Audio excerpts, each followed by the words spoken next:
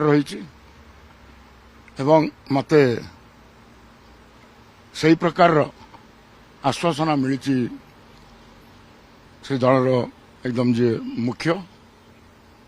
एवं से दृष्टि भावुची विजु जनता दल रे मोर भविष्य ना देख मु कही दौर बहुत दिन है मु भैरव पांड्यन को विरुद्ध में बहुत किसी कहले सी होती हारिवार कारण सी होती नवीन बाबूंकर सरकार को आसुवा सरकार को अटकईदेले से भक्त से विषय बहुत कथा कहीदे गोटाए कथा नवीन बाबू कही इलेक्शन कैंपेन बेले कि सी मोर उत्तराधिकारी नुहति किंतु एबे निकटरे जो निष्पत्ति नेले जो बिजू नवीन इंस्पिरेशनल ट्रस्ट से कले सेठी औरंगजेब रोड घरटा भी से ट्रस्ट को देदेले जोटा कि बिजू बाबूंकर सेंटिमेंट जहाँ को लेकिन बिजू जनता दल गठन होता सी बापा घर ताकू देदेले ट्रस्ट को ट्रस्टर मालिक होती वीके पांड्यन आउ जड़े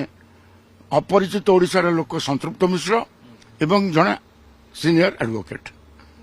एमाने कौन बिजू जनता दल लिगेसी को आगू ने ओडिया स्वाभिमान को जो प्रकार अपमान है जगन्नाथ देशर लोक जो अपमान है बिजू को संपत्ति जड़े तमिल लोक हाथ को टेकीदवा जी ओडिशा को बर्बाद कर दुखदायक कथा तेणु से दल में मुझे रहीपर व्यवसाय पार्टी छाड़ले कि लेलिन बाहाती और प्रमिला मल्लिक बर्तमान कहते अभियोग आनुंट से दल रही बहुत किसी से माने जो स्तर नेता मुझे कमेंट करने को चाहूनी मु कौ फोरम रे अच्छी मु गोटे राष्ट्रीय दल को बाहर जावाई जो अति सम्मान सहित जाऊँगी से काम होया विजु जनता दल केवल गोटाए का मुद्दा आगामी दिन में दल केमती संगठित हम से चिंता कार ना दल केमती आहरी विभाजन हम आहरी केमती लोक ये सस्पेंड हे से हूँ विजु जनता दल अबिका एकमात्र लक्ष्य तो बीजेपी केबे योगदान करबे कोन बीजेपी टिकट रे कोन आपण राज्यसभा से योगदान तो निश्चय आपण माने थेबे तेणु आगुरु कोन दरकार कहबार किछि आपण मान से उपस्थित थेबे राज्यसभा आसीबे ये आश्वासन मिलछि बीजेपी गणसभा कला के साइडलाइन तो राज्यसभा अच्छी किंतु दुखर सहित कहूँ वर्ष है नवीन को भेटी पार्लिनी मत नवीन जहाँ को मुझे पाखर लोक थी ओडिशा समझ जानते देवाशिष सामंतराय और नवीन बाबू संपर्क कौन आई संपर्क सहित जदि मो नेता मत देखादेले कि मो दुखटा शुणिले मु कहीं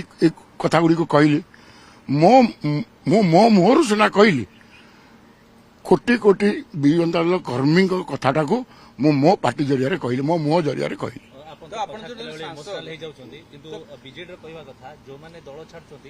निज स्वार्थ को रक्षा करी दल छाड़ुछंती किंतु आपण दलर स्वार्थ मु कोन स्वार्थ छाड़ली